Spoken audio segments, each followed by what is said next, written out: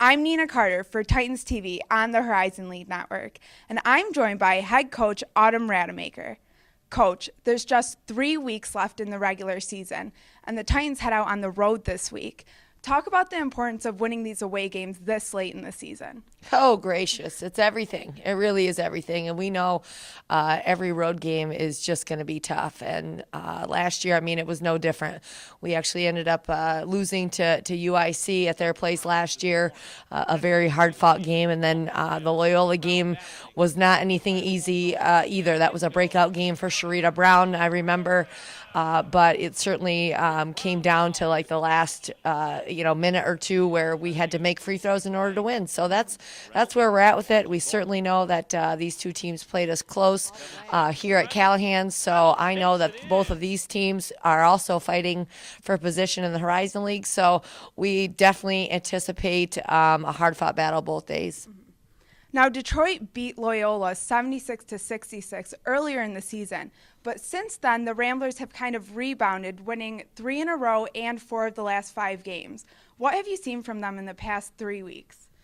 You've been doing your homework, Nina. I'm very, very impressed. So, yeah, absolutely. They got a key player back into their lineup. Simone Law came back, which is a leading scorer for them.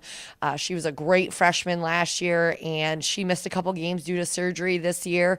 And certainly with her back, and also they played Green Bay without her, very tough at their place. It was a 3-point game. They really could have probably ended up beating them down the stretch. They just missed a couple baskets, but that confidence coming that close to beating Green Bay, and then all of a sudden inserting a kid like Simone Law, who not only can score, but she also rebounds, and she looks great on tape. So, right now they're playing very well together, and they're getting up and down the floor, and Monica Albano's another kid who's a senior for them that really does a nice job from the 3-point line, and then certainly Taylor Johnson, who's, I would imagine, the front runner for Freshman of the Year. So they have a really nice team, and like I said, it's going to be a great matchup. You mentioned Taylor Johnson, who nearly had a double-double against Detroit last time you guys played them. What can the Titans do to slow her down?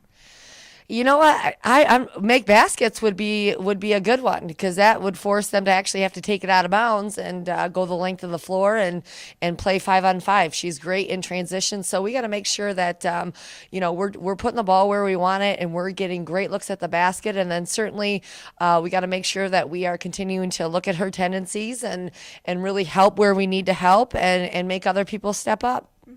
Now, Detroit heads to UIC on Saturday, and the men's UIC team plays Bradley, and Yar Shayak's brother plays for Bradley, which she'll get to see.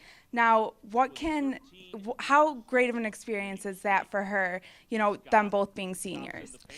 It's crazy, actually, and I wasn't even thinking about it when the Bracket Busters came out, because the only time I was thinking about it was the fact that we were scheduled to play an evening game. So when they came out, I was looking to see if it was a TV game that the UIC men were going to play, which would maybe allow us to schedule our game a little bit earlier. And certainly all of a sudden it said it was against Bradley, and it didn't even click for me.